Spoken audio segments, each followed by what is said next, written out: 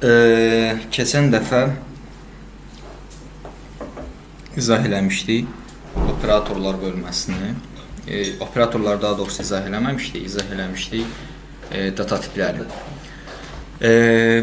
Birinci yenə müəyyən qədər kodlama hissəsindən başlayaq. Proqramlamada ümumiyyətlə kodlama, Java proqramlamada kodlama. Sətir-sətir, soldan sağa ümumiyyətlə eləyəndə. Soldan sağa oxunur, sətir-sətir və yuxarıdan aşağı oxunur. Ondan əlavə FIFO və yaxud da LIFO məntiqini bilirsiniz, məntiq olaraq. FIFO? Hə, onu da öz dilimizdən izah edək. Yox, o sadəcə məntiqdir. Yəni, dediyim məsələ sadəcə məntiq məsələsidir. Proqramlamada da bu məntiq var. Deməli, proqramlamada, kodlamada LIFO məntiqindən istifadə olunur. Yəni, necə? Əvvəlcə birinci açılan mötərizə birinci bağlanmalıdır. Yəni, bu bağlanan mötərizə, fiqurlu mötərizə bunun bağlanmasıdır. Buna aid sarıdan da göstərir. Belə deyil, yəni bizim bildiyimiz kimi deyil. Yəni, məntiq var, bir məntiq var ki, məsəl üçün də FIFO məntiqinə görə FIFO məntiqi deyilən bir şey var. Orada var ki, birinci məsəl üçün daha çox mal qalqılarında filan bunlarda istifadə olunur, ambar temasında. Bu o deməkdir ki, birinci girən mal, birincidə çıxmalı bu məntiq var. Amma LIFO məntiqində deyir ki, axırıncı, yəni bu məntiqdir, sadəcə məntiqin indi ambara tətbiqi var və yaxud başqa hissələrə tətbiqi var.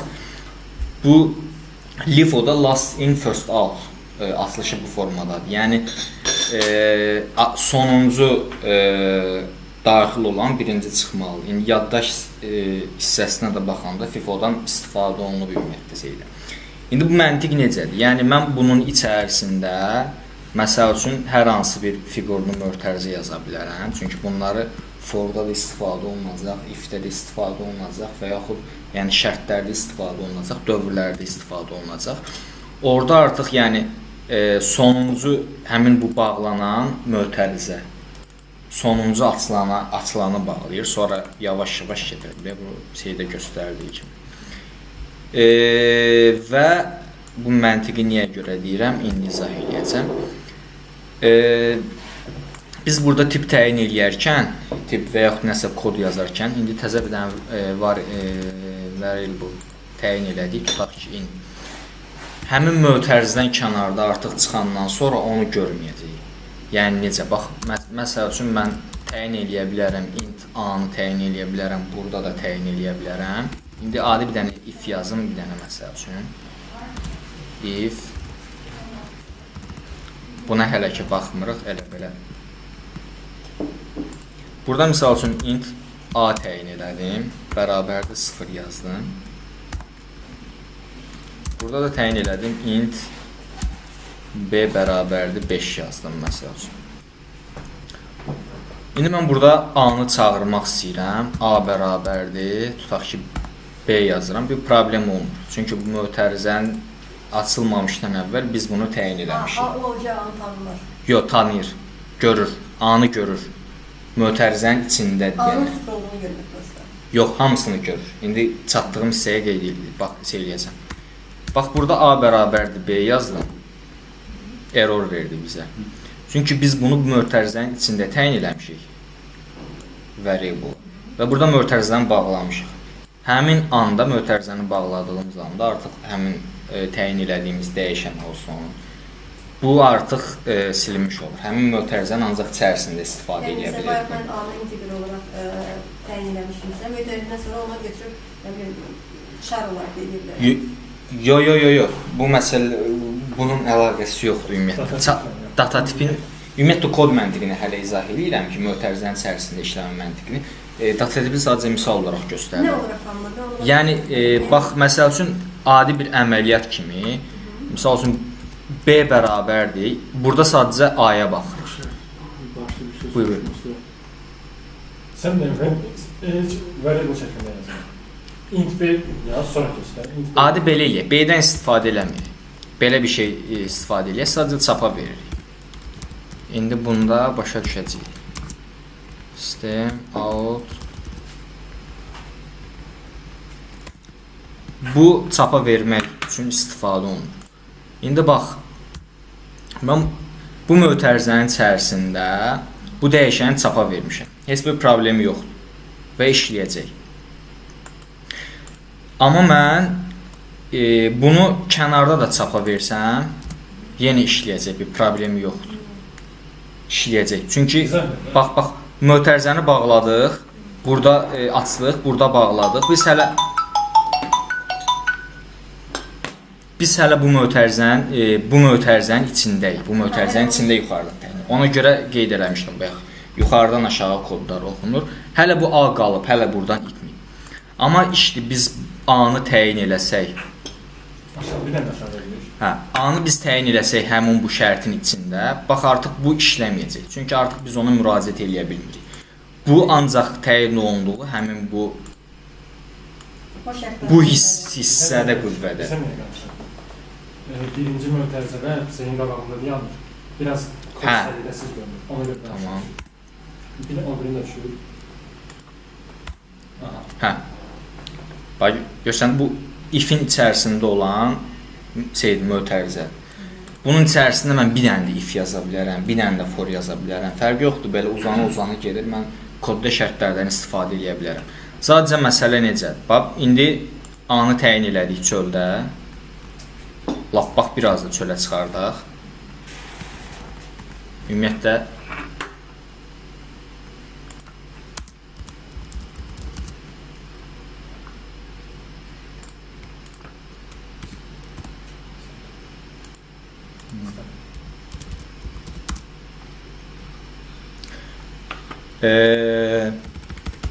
biraz da çöldən yazdıq, təyin elədik ümumiyyətlə bunu.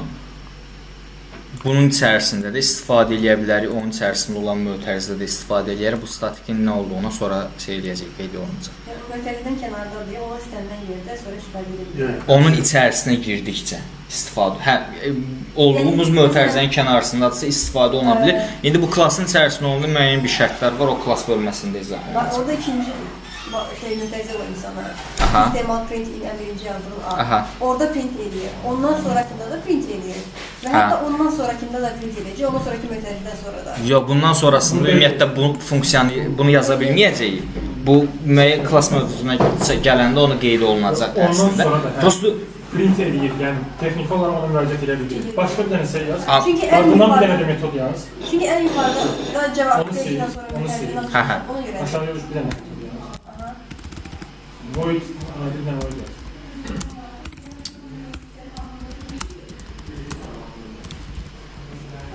Mənim bir dənə sualım var. Buyurun. Siz dediyinizə görə belə çıxışı if-in içərisində mən variable şeyləsəm tanıtsam, onu if-dən Götürün komplementdə də. çıxıqda şeyləməyəcək, verməyəcək. Necə? If-in içərisində bir variable tanıtsam, onu if-dən kənara çıxıb. Kənarda xeyr. Yox. Yəni burada tanıtdığım A variable'ını burada print eləyə bilməyəcəm. Scroll down elə. Bax, səbəbini izah edir. Səbəbin elə buradakı məntiqdədir, onun səbəbi.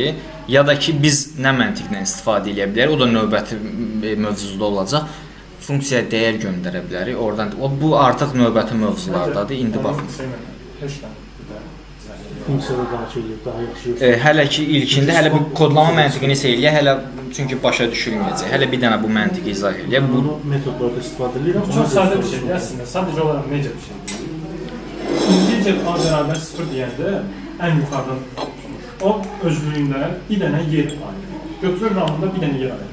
Integer A deyə bir şey saxlayır. Və deyir ki, mən bu çərçivədə, burada, yuxarıdan aşağı gəlmə məntiqi ondadır. Deyir ki, mən buradan başlayanda bu mötərizə bağlanana kimi integer A-nı o mötərizə bağlanmayıb deyə yenə də biz ona müraciət bu bağlanana kimi mən onu özümdə saxlayacağam. Və o istifadə edirəm. Yəni o sınırlar daxil edib tanıyacağam onu. Bağlayandan sonra sadəcə olaraq onu silinir. Yəni proqramlama dilində arxa tərəfdən işləyəndə indi garbage collector deyə bir şey var. Normalda sən onu çağıra da bilərsən. Bu nədir? proqram metod işə salındı, işini gördü. Görəndən sonra həmin yaddaşda olan hissələri silir. Sadəcə əməliyyatın bizə nəticəsi lazımdır. Götürüb hardasa saxlayırıq. Amma bir şərt var ki, yuxarıdan aşağı getsin. Yəni integer A0-ı biz ən aşağıda versək, buradakı məntiqdə rolu olur. Amma ümumilikdə metodun içində versəydik olmayacaq. Buradakında olur, amma səbəb... İndi elə bir şeyə baxaq, belə fikirləşək ki, bu tutaq ki, silinmir. Silinməmiş olsaydı, biz gərək həmin dəyişənləri başqa yerdə istifadə eləyə bilməzdik və hər yeni bir metoddan istifadə elədikcə yaddaş dolardı, daşar. 5-6 dəqiqəyə fisioda kompüter yaddaş daşdı, fisiodan heç nə istifadə, sadə bir proqramda. Başqa bir şey baxdıq, yenə yığıldı. Amma metod nədir? İstifadə elədiyimiz anda o yaranır, istifadə elədiyimiz hissə bitdisə, biz onu silirik. Ona görə nəzərə almalıyıq, biz elə bir yerdə yaradaq. Bizə lazım olmayan yerdə silinsin. Aha. İndi ikinci bir məsələ. Elə hazır burada söyləmişəm. Bir dənə nəzərimizdə bir mövzunu yadımızda saxlayırıq ki, proqram main-dən başlayır, işləməyə başlayır. Public static void main bu formada yazılır. Mən bunu işə salsam, bu metod işləməyəcək. Nə qədər ki mən bunu çağırmamışam. Bunu metodda proqram avtomatik yazanda bütün proqram start olduğu anda main metodundan işləməyə başlayır. İstədiyiniz qədər proqram yazsın, birinci növbədə bunu yazmalısınız ki, nəyisə işə salarsınız. Mən yəni bu test metodunu çağırmasam, işləməyəcək. Səbəb də oldu ki, bizim bir neçə çoxlu metodumuz var. Biz başladan vaxtda haransı bir start eləyəndə biz proqrama deməliyik ki, sən start eləyəndə get buradan başla. Java'da default özünün təyin elədiyi bir metod var. Oradan başladırıq və onu birinin başlanğıc nöqtəmiz oldu, qalanları onun arasında verir. Və həmin metodlara ancaq bizə lazım olduğu halda müraciət edilir. Yəni biz bura 50 dənə metod yazıb doldura bilərik. Yəni ardıcıllıqdan həmin main metodun içində yazılandan sonra müraciət olunanda. Yəni biz artıq həmin metodun içindəyik. Mən dediyim main metodun içindəkine aid. Onda kodu ardıcıllıqla oxuyur. O test sənin main metodun içində deyilmi? Bu metodun içində. Mən bunu çağırsam, indi bax 2 dənə şeyi çağırdı, A-nı çağırdı. Mən artıq bu testi çağırsam, onun içərisindəki funksiyanı işlətməyə başlayacaq. Digər halda yox. İndi istəyirsən.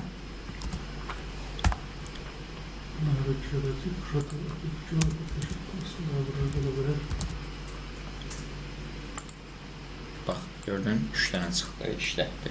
İndi bir dənə bir şey soruşum. Sən yazmışsın public static void test. O olaraq sən yəni test metodunu orada təyin eləmişsən? Mən test metodunu klasın içərisində təyin eləmişəm. Sadəcə bunu indi demirəm, əməliyyatlarla klass mövzusu var. Həmin bölmədə izah edəcəm. Sadəcə hələ ki buna baxmıram. Mən bunu görüşəcəm ki, sən testi məsələn bu aşağı təyin elədin, nə elədinsə aşağıdadır, amma çağıranda özündən yuxarıda çağırdın. Yox, istənilən yerdə çağıra bilərəm. Mən burada çağırsam, harda çağırsam, həmin hissədə işlədəcək. Yəni, indi birinci çağırdım. Birinci metodun içərisinə girdi, metod işlətdi. Yuxarıda çağırmışdım. Həmin metodu işlətdi, ondan sonra aşağıdakiləri işlətdi. Bu mövzuya gələcəyik. Prosto bu kodlama məntiqini izah eləmək üçün idi. Hal-hazırda baxırıq biz operatorlar mövzusuna.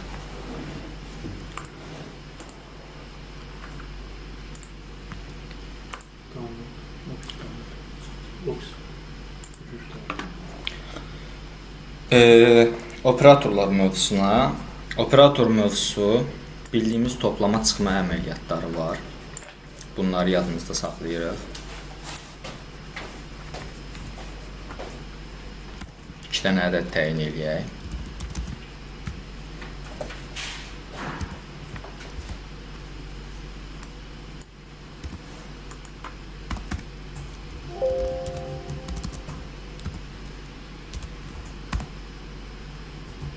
Mən belə eləmək istəyirəm. Prosta bunu eləyirəm, tam nöqtəli virgüllə qoyuyorum. Amma yenə orada qırmızı gəlirdi ki... Bəlkə eyni hərfi bir neçə dəfə istifadə eləmişsən.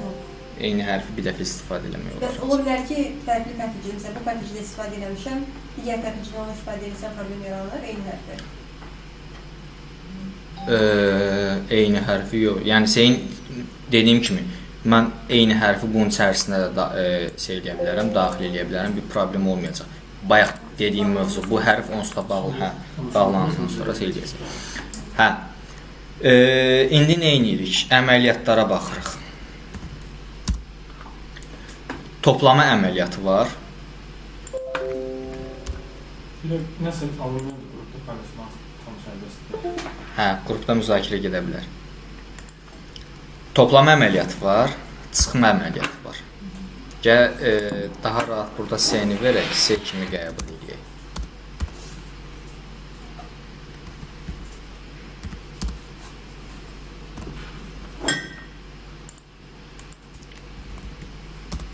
Toplama əməliyyatıdır, çıxma əməliyyatıdır.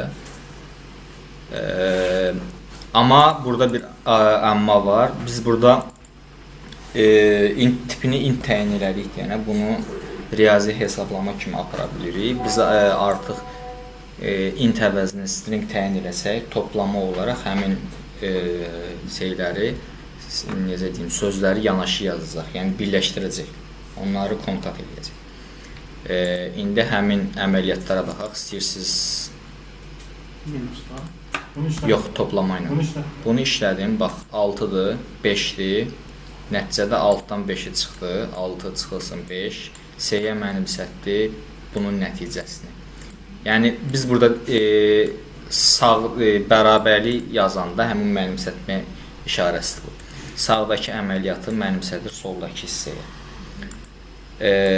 Nəticəsini mənimsətdir. Toplama əməliyyatıdır, çıxma əməliyyatıdır, vurma əməliyyatı var. Mənfi də qiymət ola bilər. 30. Hə, mənfi də qiymət ola bilər. Vurma əməliyyatı var və bölmə əməliyyatı var. Sadəcə bölmə üçün hə, sıfıra böləndə nə edir? Error verməlidir. Hə. Bizə error verir. Çünki Sıfıra bölmə error verir. Sonsuz bir rəqəm. Sonsuz rəqəmə. Aha. bir dənə sual verim. Orada sən sistem print 6 o mötərizəni kənarda qoysaydın belə İşləməyəcək. işləməyəcək, hə? Çünki O mötərizəni kənarda ümumiyyətlə bu özlü metoddur. Metodun özünü biz metodun içərisində işlədə bilirik. Klassda birbaşa metodu çağıra bilmirik. Bu da növbəti mövzularda izah olunacaq. Hələ ki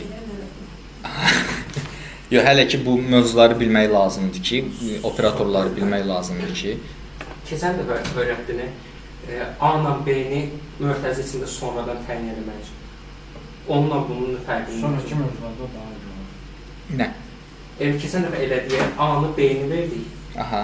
Düstur kimi düzəltdik, mət şey var idi. Onun kimi eləyirik bunu da, yoxsa ki bu başqa dərs? Yox, başqa dərs. Bu başqa dərs. Metodlar dərsi nə olacaq? Bu metod. Bugünkü mövzu operatorlardır, yəni üzərində əməliyyatlar. 4 dənə əsas əməliyyatı bildik. Toplama, vurma, bölmə, çıxma. Sadəcə bu hal-hazırda tam tiplər olduğundan mən məsəl üçün onu 7-yə bölsəm, onun tam hissəsini götürəcək. Yəni 1. Çünki seni integral Aha, 1/7-də 3. Hə, mən indi bunu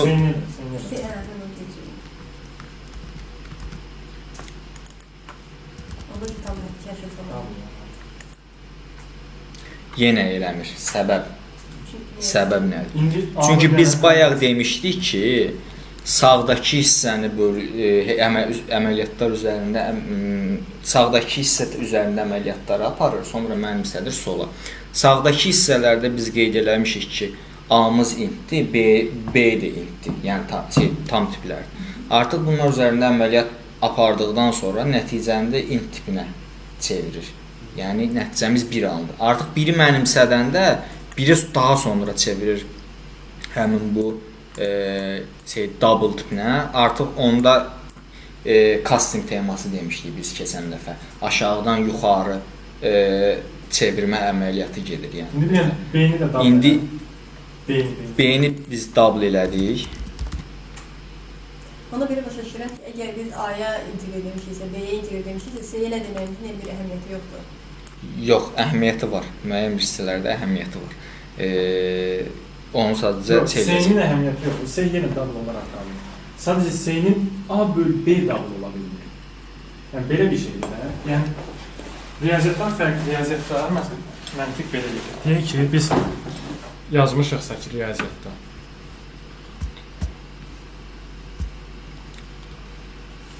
int nəm A yazmışıq da burada. A bərabər 10, A bərabər 1 edirəm, B bərabər 1 edirəm. Riyaziyyat bizə deyir ki, A B-yə bərabərdir. Amma mən burada belə deyə bilərəm. B-ni 2 edəyik. B-ni edirəm 2. Riyaziyyat bizə nə deyir? A B-dən fərqlidir. Amma mən bunu belə deyə bilərəm. A bərabərdir B.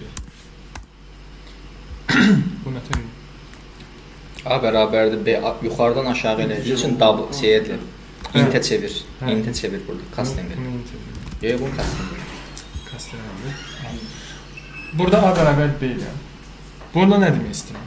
Bu bərabərlik bizim bildiyimiz bərabərdir işarəsi deyil. Bu biri buna mənimsətdir bu işarəsi. Mənimsətmə işarəsidir. Burada gördüyümüz bərabərlikdə C buna bərabərdir deyil. C A bölü B-nin nəticəsini C-yə mənimsət deməkdir. Yəni biz C-ni yenə double olaraq saxlayırıq. Sadəcə A bölü B-miz integer dəyər qaytardığına görə Onu böləndə də integer alır. Integer aldıqdan sonra integeri double mənimsət. İndi gəlin sizə bir dənə Bir dənə mən bir dənə şey deyim. Dost, indi oradan A-ya 1 verirsən, B-yə 2 vermişdin, düzdür? A bərabərdir B şərtini vermişdin. Onda A-nın da aldığı qiymət 2 olurdu. A bərabər B deyil. Bildim. Bax da ya A-ya 1 qiyməti A-nı B-yə mənimsən, bərabərləşdir deməkdir. Bildim. A-ya 1 qiyməti vermirsən, B-yə 2-ni vermirsən, düzdür? A bərabərdir B yazmışsan, yəni deyirsən ki, A təkrar olsun 2. Hadi orada A-nın aldığı qiymət 2 olurdu. Baxın. Bəli. Burada biz başqa bir Yəni üzr istəyirəm, yuxarıdan da verilən bir şərti o çaşdırmayacaq məsələn. Yox, bir problem eləmir. Sadəcə birinci dəyərimiz onda 1 olur, A-nın birinci dəyəri 1 olur. Daha sonra biz onu update eləmişik deyirik. Təkrar B-nin dəyərini mənimsətmişik. Yəni o bərabərlik bərabərdir deyil, mənimsətmə işarəsidir. baxın biz bayaqki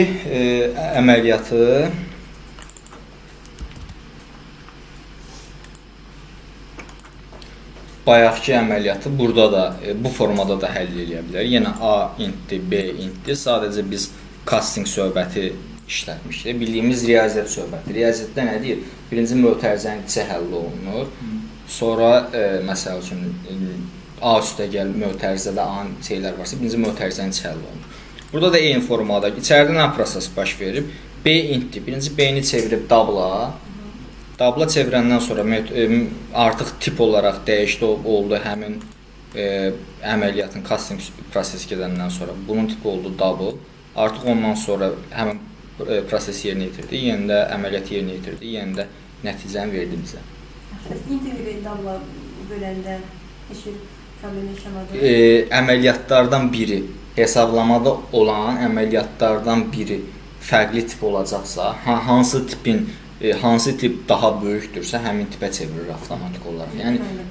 Yəni bax məsəl üçün biz demişdik ya, int var, data tiplərə baxmışdıq da, int var, byte var, bir də tutaq ki, long tipi var.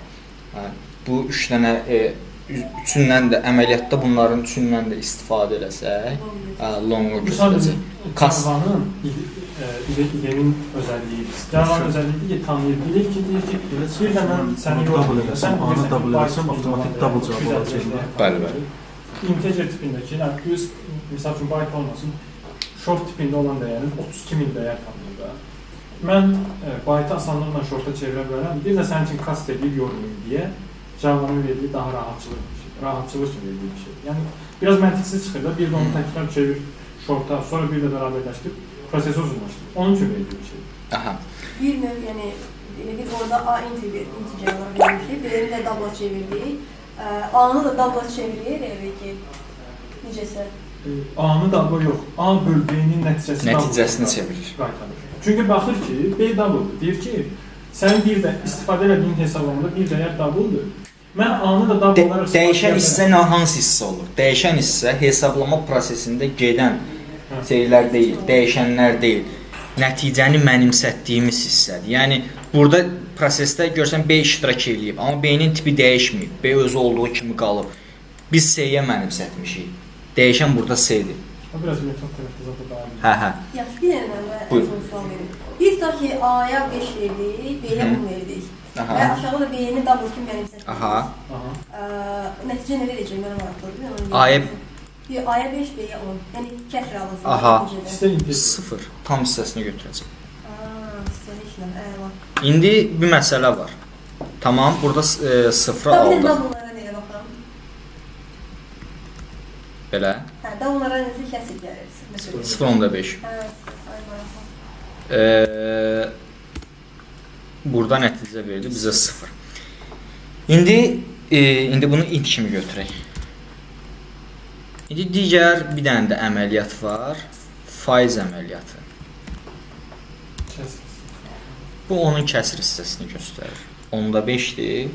Nəticə olaraq 5'dir. Bunun kəsir hissəsini tapır bizə göstərir.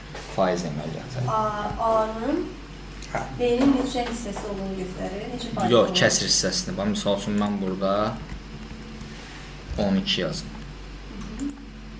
Bax, görsən yenə 5 göstərdi. 12. Nəyə? B-yə. Aha, B-yə 2 yazdım. Elədi 2.5. 2 tam 2-də 1 elədi. Düz deyil. 2 tam 2-də 1-də 2 bunun tam hissəsidir.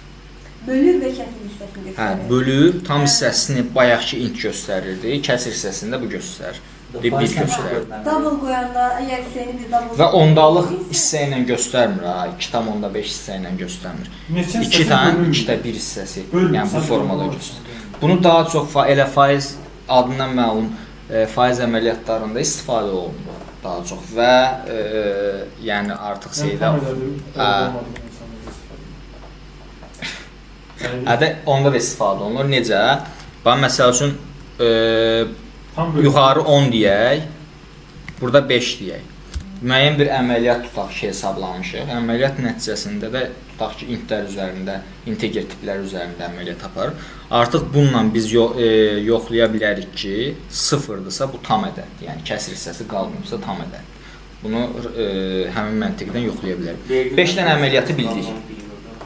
Toplamadır, çıxmadır, vurmadır, bölmədir. Bir də faiz. Faiz yazanda o həmişə böləcəkdə onu, düzdür? Hə?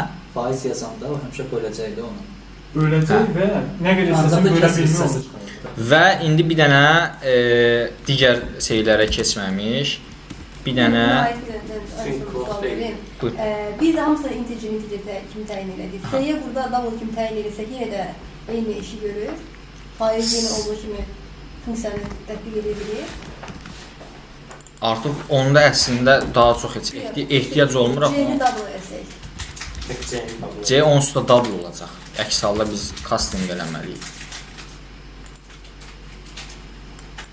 Onu bilmirəm, hamısı A, B, A, B integer, C double olsa. C double olsa. C double olsa hə, yəni onda da göstərəcək. Yenə deyirəm, bu hissədə nəticəni hesabladı. Birinci bu hissədə hesabladı axı.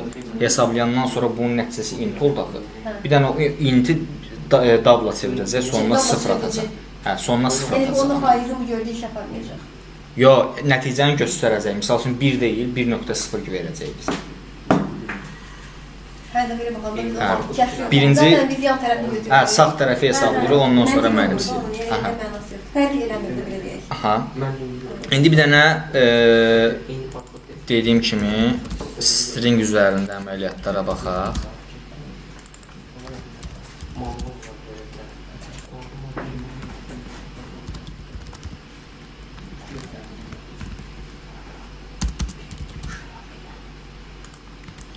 Toplama əməliyyatında biz artıq stringlər üzərində əməliyyat eləsək, artıq həmin yazıları bildiyimiz birləşdirir sadəcə. Arada nəyə görə, nəyə əsasən boşluq qoydu? Çünki mən boşluq qoymuşam burada. Boşluq özü də bir şeydir. Hə. Bu bizim həmin əməliyyatlar toplama bu operatorları.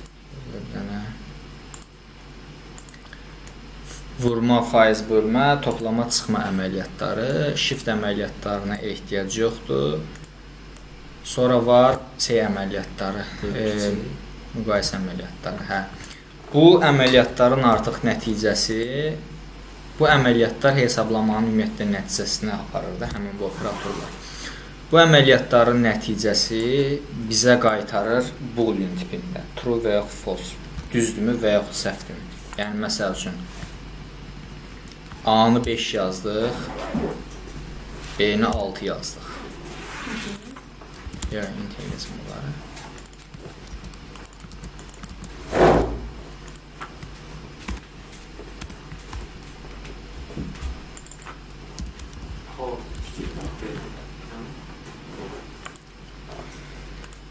A böyükdürmü B-dən?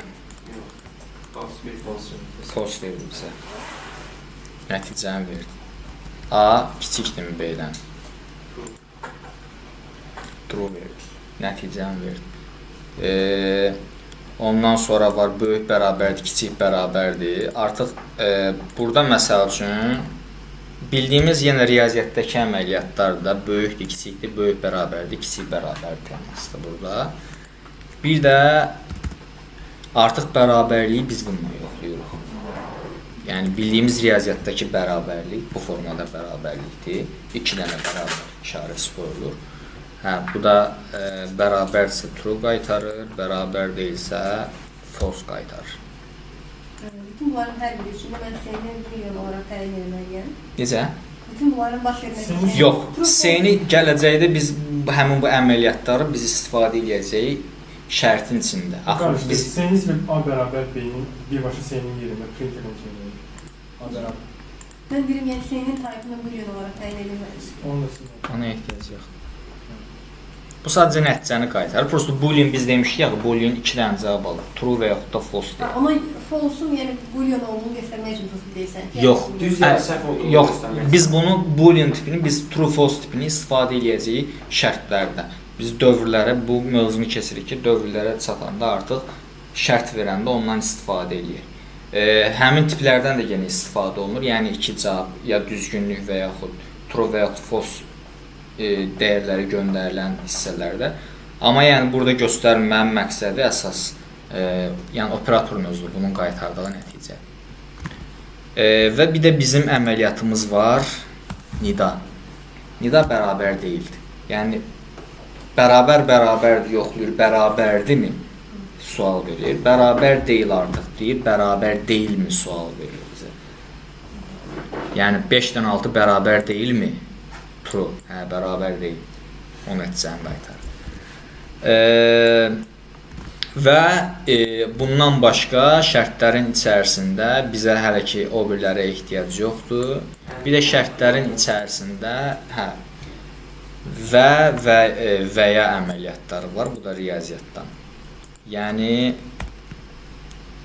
and or əməliyyatları.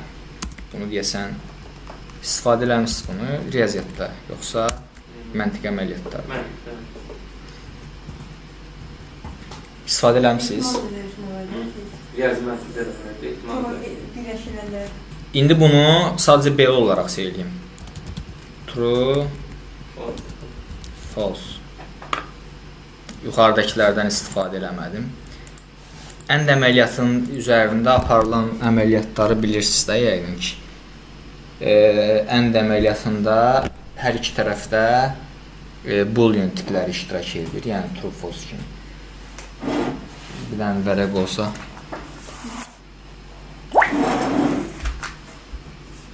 Sıfırı qəbul. Falan yazıb göstərə bilərsən, onu düşünürəm. Hə.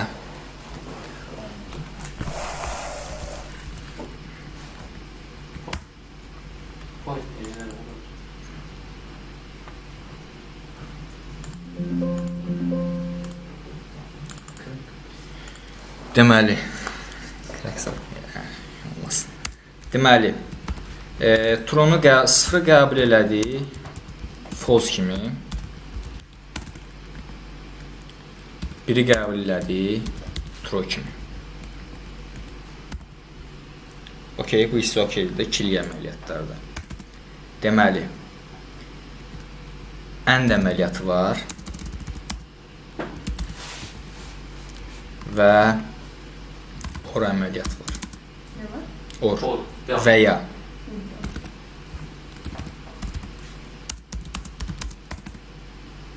Deməli, hər ikisi üzərində 4 dənə əməliyyatlar var. 0 mən bir dənə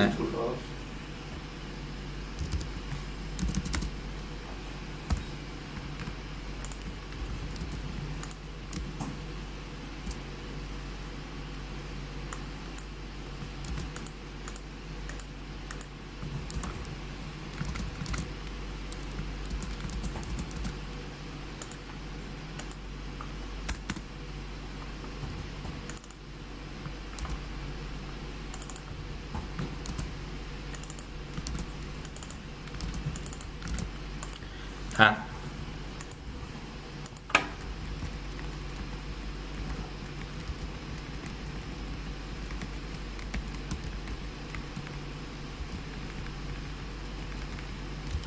Deməli, ənd əməliyyatlarında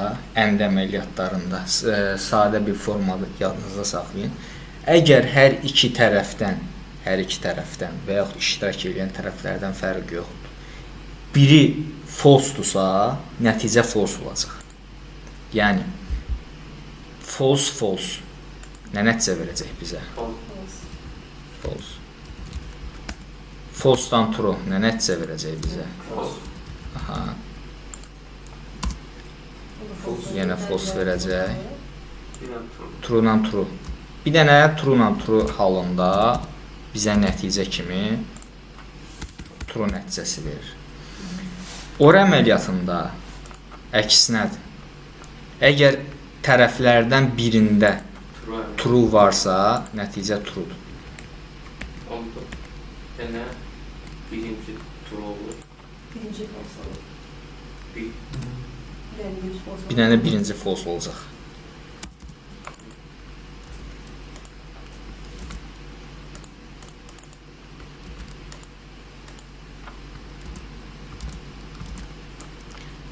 Başa düşük bunu. Bu riyaziyyatda da keçmişik. Yəni, məntiqi əməliyyatlar hissəsində riyaziyyatda keçmişik. Hə. Bunu yadımızda saxlayırıq. Şərtlərdə istifadə edəcəyik. İndiki mövzumuz, bundan sonraki artıq mövzumuz, operatorlardan bir şey qalmadı.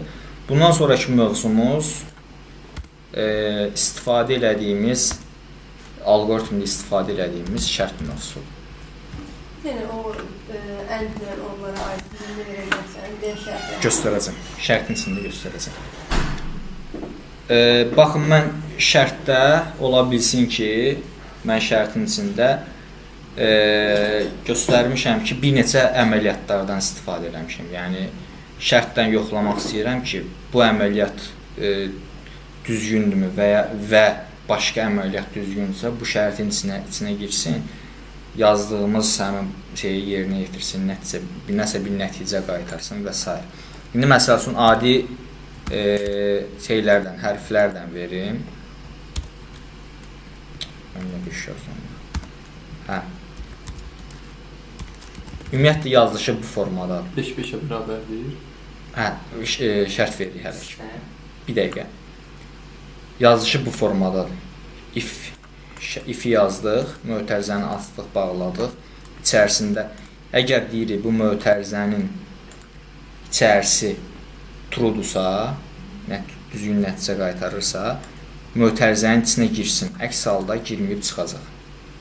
Birbaşa kod davam edəcək buradan. Ona da baxaq.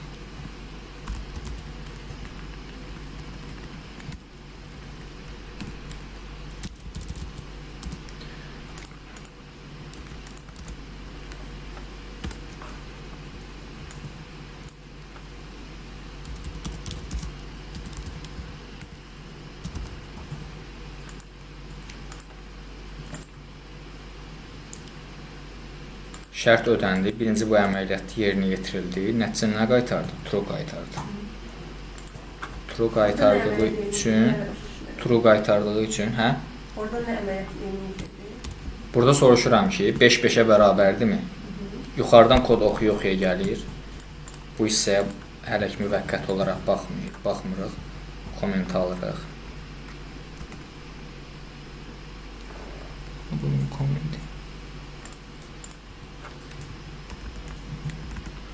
Aha. Proqram başladı. 5-5-ə bərabərdirmi? Trudusa girir içərisinə. Bir də Biz ora nə deyirik, fərqi yoxdur. Əgər mən if-lə şərt qoyuramsa, həmin o şərtin cavabı true gəlirsə, o girir metodun içinə. Onun içərisində olan əməliyyatları yerinə yetirir. Fərqi yoxdur. Burada neçə dənə olmağından asılı olmayaraq bunların indi bax 3 dənə çıxacaq həmin nəticədən. Yox, bu çıxmayacaq çünki şərt yerinə girdi, şərtin içinə, bu mötərizənin içərisindəki əməliyyatları yerinə yetirdi.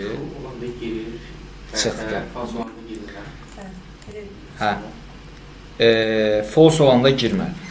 Əgər nəticə səhv nəticə qaytardısa, girmədi. Eyni formanı şərtin içinə daxil oldu. Daha doğrusu metodun içinə daxil oldu. Onu print elədi. Sonra metoddan sonraki yenə print elədi. Hə. Davam eləyir, kod davam eləyir ardıcıllıqla. Bitənə kimi davam eləyir. Bitənə kimi davam eləyir.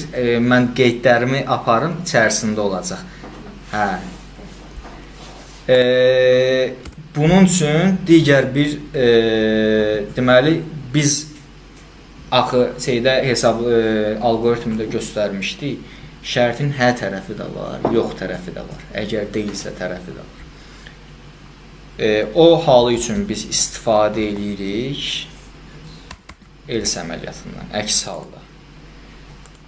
Yəni, əgər nəticə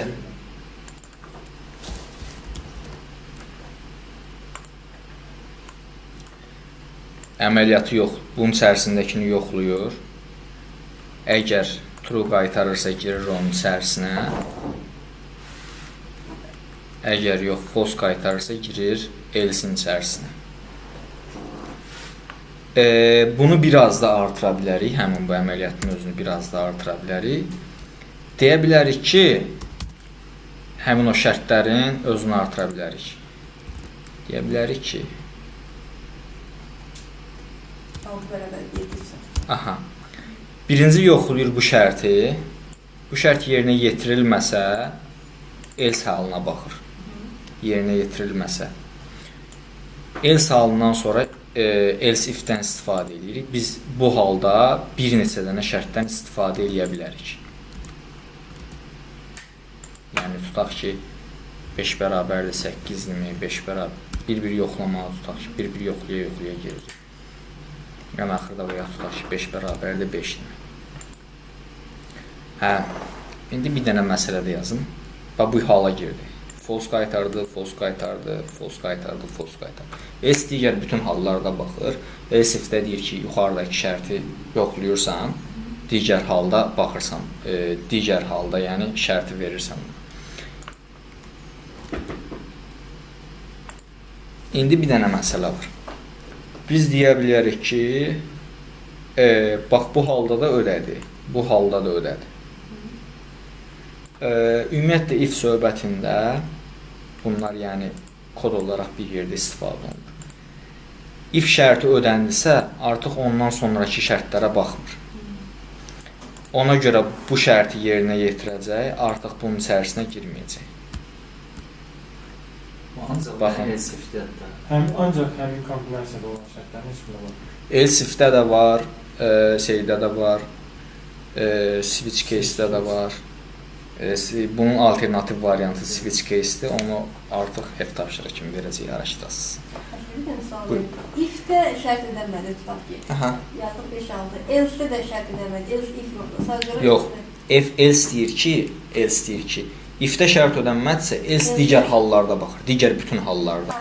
Amma else if-də deyirik ki, şərt ödənmədi. Yəni elə bir adi dilimizlə uyğunlaşdıraq da. Biz burada gəlib yoxlayırıq ki, 5-6-ya bərabərdirmi? Mən sual verirəm. 5-6-ya bərabərdirmi? Deyil. False qaytardı. Yenə sual verirəm. Yox. 5-5-ə bərabərdirmi? Amma else tək işlənəndə artıq şərtə baxmır. Birbaşa olaraq else halın else hissəsini Mənə silir. kofe gətir. Kofe yoxsa nə olsun gətir. Hə. Amma else istəyirəm ki, kofe varsa kofe gətir. Kofe yoxsa çay gətir. Hə, onu- Çay yoxdursa nə Hə, bax, o belə form. belə gedir. Okay. Aha. Else desə, yəni else sonra if yoxdursa, bir şərtin nə olmadan sonra else gətir. Aha, bəli. Bu deməli bizim ifimiz idi. Bundan sonra biz misal göstəririk. Bir də switch case var. Switch case sizin F tapşırığınız. Eyni məntiqdir. Yox, o sizin F tapşırığınız. Siz yazdırmalısınız. O sizin F tapşırığınız. Aslında derdə switch case. Switch case. Switch case axtarış eləyin. Çünki hə? Switch case true olan bütün şeylərə baxır. Yox, switch case şərtdir. Sadəcə switch case nə üçün istifadə olunur? Biz else if yazı artırdıq else ifləri. Switch case'i bir dənə strukturdur. O strukturdan istifadə edib yox bu şərt deyə yoxlaya bilərik yəni. Biz özümüz switch case-dən də çox istifadə eləmirik. Yəni if qədər çox istifadə eləmirik. Ona görə switch case-ə baxarsınız, amma istifadə olunur lazım olan tərəflər. Sonra gəldi bizim dövrümüz. Switch case sən daha çox. Aha. Necə yazmışdıq biz if-i, o formada da yazılır dövrümüz. Yəni for yazdıq, mötərizənin asılığı bağladıq, əməliyyatları aparacaq bunun içərisində. Amma for 3 hissədən ibarətdir. Forun içərisində olan əməliyyatlar 3 hissədən ibarətdir. Birinci hissə təyin edirik dəyişəni. i-ni yoxlayacağıq. Yəni i ilə say verəcəyik daha doğrusu. For bizim əvvəlcədən təyin elədiyimiz sayda dövr elətdirmək üçün istifadə olunur. Biz deyirik ki, dəyişən təyin elədik sırf dövr elətdirmək üçün və dəyişənə deyirik ki, ikinci hissədə artıq şərtdən istifadə edirik. Ondan dəyişənimiz sıfırdır. Ondan kiçik olduğu müddətdə dövr elətdir. Amma onu artırmalıdır. Onun üçün istifadə edirik biz. Onu artırmalıdır. İndi onu deyəcəm. Yəni elə bir Amma məsələ nədir? Biz demişdik, misal demişdik, sağ tərəf üzərində əməliyyatı artırır, ondan sonra mənimsədir sol tərəfinə. Ona görə əməliyyatın özündə, i-nin özündən istifadə edə bilirik. Fikir verirsiniz.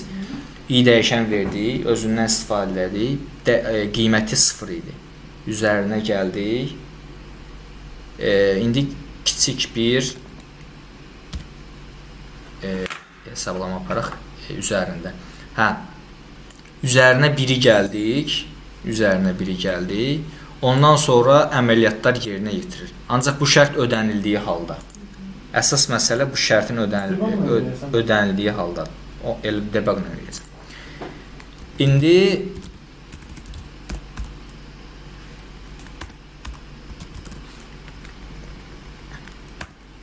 və proqramlaşmada siz bir dənə də əməliyyat gördünüz. Bundan tez-tez istifadə olunur deyə dövrlərdə.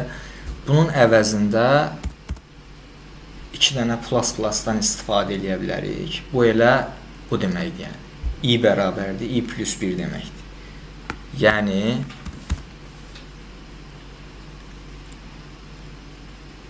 Yəni uzun uzadı yazmayaq deyən elə birbaşa olaraq plus-plusdan istifadə edib əməliyyatı yerinə yetirə bilərik. İndi bir dənə biz elə i-nin özünü çapa verək. Gözləyin. i-nin özünü çapa verək. Baxın.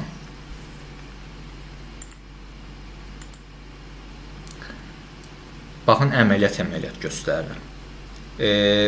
Həmin bu idenin demişlikdə istifadə edir. Üstün cəhətlərindən biri proqram işlədiyi müddətdə görə bilirik biz onun şeyini. Yəni breakpoint deyə anlayış var. Həmin hissələri proqram gəlib çatdıqca göstərir bizə nəticələri. Ona görə görə bilirik. Baxın, biz burada i-nin qiyməti bir dövrün içinə girdi. Birinci i-nin qiymətini 0 qəbul elədi.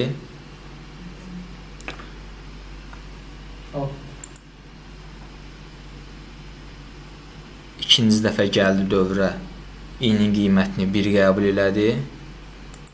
Üçüncü dəfə gəldi, i-nin qiymətini 2 qəbul elədi. Üçüncü dəfə artıq çıxdı şeydən, dövrün içindən çıxdı. Hə, yəni məsələ nədir? Birinci baxır buna, sonra artırır. Şərti yoxlayır, ondan sonra artırır. Mənim işim var. O print eləyir. Hə. İ-yə verdiyi qiymətləri. i++'ı yox. i++ çıxdıqda, əməliyyat bitdikdən sonra, yəni mən ilkin dəyişən təyin elədim. Bunun içərisində istifadə edirəm budur. İ-yə verdiyi qiymətləri verir. Bizdə yoxladığımız hissə bu hissədir. Yəni bu bərabərlik ödəndiyi müddətdə proses davam edir. Bu hissə əvvəldən təyin eləmişik, nə ilə yoxlayacağıq deyə. Bu hissə artıq əməliyyat bitəndən sonra neçə dəfə artırsın deyə. Nəyin üçün artırsın? Həmin dəyişənin özünü. Yəni mən bura şərt verməsəm, mən şərt vermişəm ki, 3-dən kiçik olduğu halda dövr eləsin. Mən də amma i-ni artırmamışam, dəyişəni artırmamışam. Həmişə qalır 0-da. Nə olacaq? Hansı proses baş verəcək? Sonsuz dövrə girəcək. Bax mən dəyişən təyin eləmişəm 0. Və deyirəm ki, O çox balaca, deyəndə daha geniş elə. Böyük bir şey. nəyi? Əməliyyatların özünü.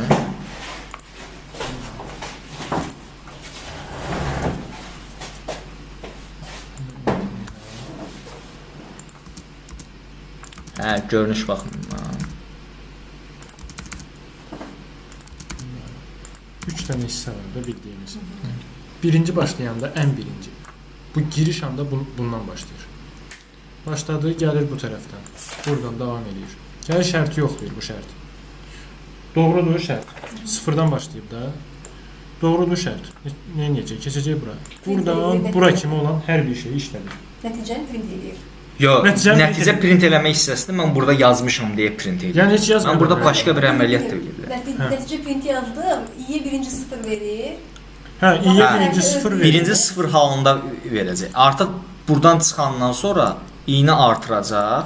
Bununla artıq bura gəlib çatanda. Burada yazdığımız əməliyyat eləyir. Nə eləyir yəni? Burada yazdığımız əməliyyat i++. Yəni ona görə bu bayaq biz buna dedik, i bərabərdir, i plus 1-dir. i++'ı biz onun alternativi olaraq İkinci şeydə məsələn i-nin üstə 0.5 gəlir. i-nin üstə 1 gəlir. Bunun elədiyi nədir? Aha, 1 gəlir. ++1 gəlir üzərinə. 1 gəlir. i bərabərdir 0 1 gəlir yoxlayır kimi. Bu şərt ödəyir yoxsa yox. Hə. Yəni mən i plus 1 mənə onu göstərirdi ki, mən initial verdiyim şeydən sonra hər dəfə nə qədər İndi gözlə. Wild izah eləyəsən. Mən onu istəmirəm. Onu istəmirəm mən. Qarışdırır. Bunda belə deyil də, o mörtəzənin içi onda forun ancaq 3-cü tərəfini işlədir də, belə çıxır. Mən bilsəm bilmirəm. 0-dan başlayır. O mörtəzənin içi, forun aşağısındakı mörtəzə var ha, forun aşağısındakı mörtəzə. O mörtəzənin içi forun ancaq 3-cü tərəfini həll edir də, i++'ı. Yox. İçərisində bir neçə əməliyyat olar. Əşrəfə bir sual verim. Bax, i-yə 0 verdik. Aha. Şərt qoyuram ki, i kiçikdir 6-dan. Aha. Və sonra qoyuram ki, i plus 2. Aha. O yoxlayacaq birinci 0-ı. i bərabərdir, i plus 2 verdi. Yenə 3 dəfə çapır, 3 dəfə dövr edəcək. Sonra 2-ni, 4-ü. 4-ü və 6-nı. Yəni i plus 1 hər növbəti dəfə mən initial i-dən nə qədər artım, onu yoxlayım. Aha. Yox. Yox? Gözlə. Mən orada Gözlə. İndi. Bunun içərisində çox əməliyyat ola bilər. Yəni tək çap məsələsi deyil də, başqa bir yazılar da yaza bilərik, sair və sair. İndi burada əməliyyat Sənin edir. yerini çox sevirəm. Baxın 3 dəfə verilir çapa. Bunun yəni içərisində olan bütün əməliyyatları yerinə yetirir həmin müddətdə. İndi mən bir dənə forun eyni yazılışını ikinci bir əməliyyatımız var idi. Artıq o əməliyyatda biz şərt veririk və şərti düzgün olduğu müddətdə proses davam edir. Əvvəlcədən müəyyən. Burada əvvəlcədən forun içərisində müəyyən elədik ki, bu sayda artmalıdır. Bu qədər artmalıdır. İkincisində biz bunu başa düşəsiniz. İndi mən eyni yazılışı, burada olan yazılışı while-dan göstərəcəm. While-da artıq 3 hissədən ibarət deyil.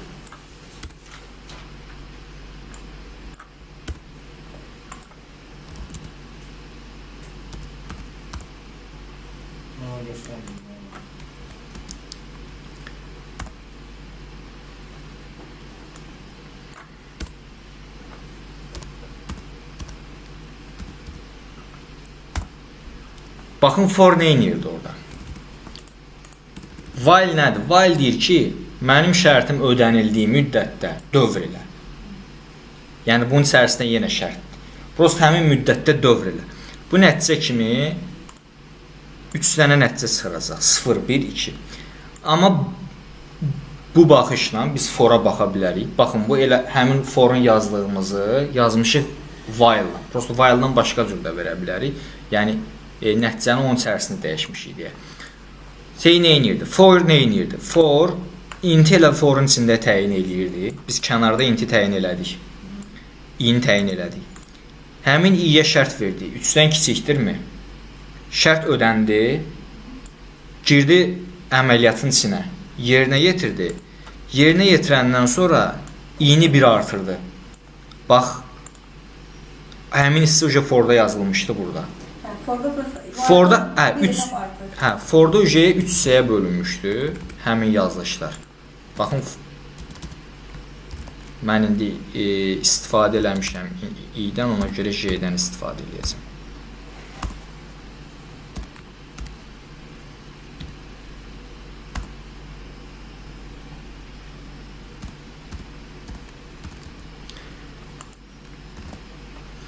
Baxın, bununla bu məntiqi olaraq eyni yazılışdır. Təyin elədik, həmin hissədir. Şərt verdik, həmin hissədir. Və əməliyyatları yerinə yetirəndən sonra həmin əməliyyat üzərində bu da həmin hissədir. Yəni, for əslində bizim üçün həmin iş görür. Prosta while nə üçün istifadə olunur? While burada bir neçə əməliyyat yazılıb, bunun içərisində əgər hər hansı bir əməliyyat yerinə yetirildiyi halda artırılsın, digər bir neçə şərtlər daxil eləyə bilərik və yaxud da nə bilim, indi məsəl üçün sonsuz bir dövrə salaq.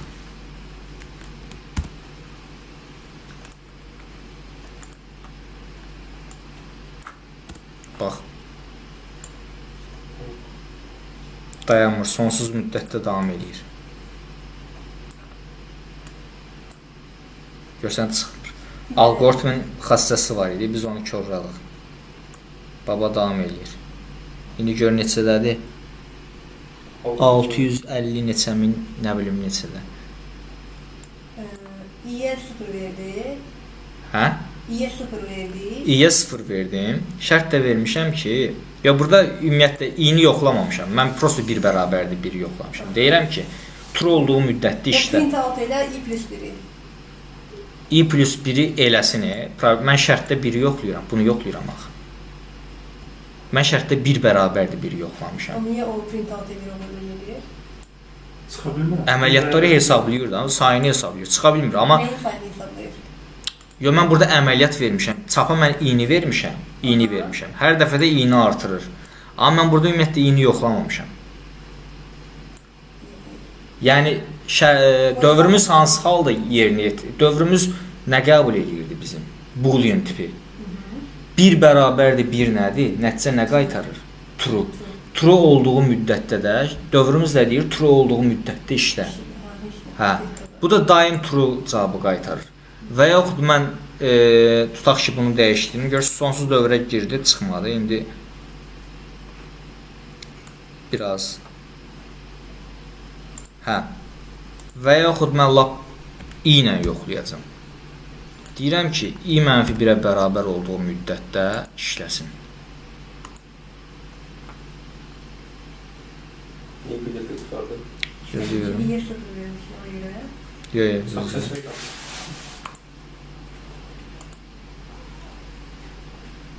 Evet, şöyle işleydi. İşleydi. Mənfi bir idi. Öyle beraber değildi, oraya girmedi. Çıktı da, çünkü metod i bərabərdir, mənfi bir qoydu baxın. iyi beraber gözle. değil, bak hiç vaxtlarda bile. Hə də hə. True olduğu müddətdə işləyir. Mən şeylədim. Yani yer sıfır vermiş idi Hə, ya. hə. Yox, bərabər deyilliyə girmədim də onun içərisinə. Bir dəqiqə. Yukarıda iyinin değerini mənfi bir eder. Yuxarıda Ben iyinin ona dəyərimi yer sıfır vermiş idi ya. Mənfi olanda önce... mənfi olanda ümumiyyətlə girmədi, şərt ödənmədi deyə. Yine başlayacağım her şeylere. Hə? Yine başlayacak. Yok, bu defa gelecek. Yox, bu dəfə bir dəfə girəcək. Ha, ha. Bir dəfə girəcək, sonra yerinə yetirəcək. While da bu formadadır, ön şərtlidir. Sadəcə biz həmin şərt hissəsində istifadə edə bilərik şeylərdən. Bir neçə şərtdən istifadə edə bilərik. Yəni şərtdən istifadə edirik. For-da amma əvvəldən təyin edirdik. Təyin elədiyimiz hissə həmin 3 hissədən ibarət idi. Evdə do while araşdırasınız. 3-cü versiyası. Switch case, bir de duvar. Do while. Do while-dakı bizim şərti sonunda yoxlayan hissəmiz idi. Alqoritm bölmə mövzumuzda izah eləmişdik. Başa düşmək üçün baxarsınız o hissəyə. Do while. Burada artıq dövrün içinə girirdi. İndi onun şeyin hissəsini araşdırarsınız. Hə. Bir dənə də saat neçədir? Aha. Növbəti tapşırıq verirəm evə. Şərti bildik, dövrü bildik. Şərtə uyğun bir tapşırıq. Evdə kvadrat tənliyi həll eləyəsiniz. Kvadrat tənliyin nəticəsi mənə qaytarsın. Dəyişəni bildik, dəyişən nədir? İstənilən kvadratdan değil. Hə, ax kvadrat tənliyi, ax kvadratı üstəgəl bx üstəgəl c bərabərdir 0 şəklində olan tənlik. Kvadrat tənliyi də araşdırın. Hə, şərt mövzumuz var. Şərtdən istifadə, şərtdən istifadə eləyəcəyik. Yəni necə d-ni yoxlamaq üçün. Bu halda hansı düsturdan istifadə edəsən? Hə. Diskriminant tapsın. Tapacağıq. Hesablama verəcəyik. Birinci neydi? Diskriminantın təyin Bax əməliyyat necədir? Bizim 3 dənə dəyişənimiz var. A, B, C. Düz deyil. Mən o dəyişənlərə istənilən gələcəm qiyməti yazacağam. A-ya bir dənə qiymət verdim, B-yə bir dənə qiymət verdim, C-yə bir dənə qiymət verdim. Avtomatik olaraq hesablamalıdır, diskriminantı hesablamalıdır. Bir dəqiqə, sən elə deyirsən, burada. Yox, burada yox. Mən input mənasını başa düşdüm. Inputda yox, burada şeyləyəcəm. Hə. Şərtə görə artıq diskriminantın hansı halında hansı düstur çıxartmalıdır və yaxud əgər cavabı yoxdursa mənə bir mesaj qaytarmalıdır ki, yəni biraz şeydən Seninle edəcək onu, else ifdən. Hə, şərtdən istifadə edəcəksiniz. Bu hissəsi artıq qalır özünüzün araşdırmağa. İkinci bir tapşırıq dövrə aiddir. Dövrdə də çox sadə bir şey. Çap hissəsində mənə düzbucaqlı üçbucağın ulduzlardan istifadə edərək düzbucaqlı üçbucağın O şey deyirlər ki, məndə müsmüstər gəlir, 2 elə verir, günəşin arasındakı məsələ, mayın arasındakı məsələ. Yox, məsələ burasındadır ki, onu mən desəm artıq siz heç istifadə eləmişsiniz ki, əsas məsələ araşdırma məsələsi. Yəni mən məsəl üçün neçə səviyyə olacaqdır ulduzun? necə? 4, 5, 6. Fərqi yoxdur. Özünüzə baxır. Düzbucaqlı, üçbucaqlı ən sadəsi odur. Üçüncü məndən başlayacağım. Birinci switch Hə, case araşdırma. switch case. İkinci deyirəm ki, Kvadrat tənlik. Switch case'den sonra başka bir şey dediniz. hə? Kvadrat tənlik üçün Yok, diskriminant. switch case'den sonra başka bir şey. Switch gate-dən sonra do while yox. Sen kvadrat tənlikini deyirsən. Duvar. Hə? Kvadrat tənlikini Do while o biraz uzatsan ki, biraz daha sadə də. Olman gibi. Sadədir Yox, o da də. sadə. Onu mən təxmini tutdum benim. Şərtdir də, yəni riyaziyyatdır. Mən onu demirəm. Onsuz dəyişdirəm. Niyə yanlış elədim? Eləyəcəklər. Sən 4 dənə şey demirsən, mən notepad açmışam, üzrə baxıram, nə yazıram. Kvadrat nədir? Aha. Birinci switch case dedik, sonra dedik Duva ilə baxacağıq. Aha. Üçüncü dedik kvadrat dənli üçün diskriminantın hesablanması. Aha. Dördüncü neydi? Kvadrat, yəni nəticəni qaytarsın. Dördüncü tapşırıq. Dördüncü nədir? Baxın. 4-cü bir dənədir bu.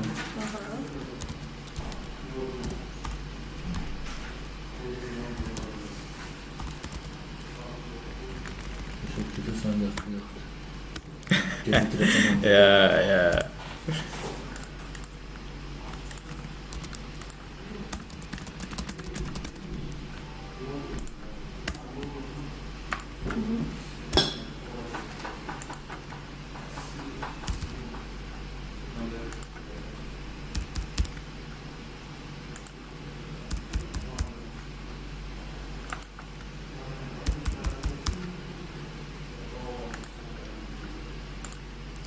Baxın, çapda görürsünüz, düz bucaqlı, üç bucaq çıxartdı bizə, düz deyil.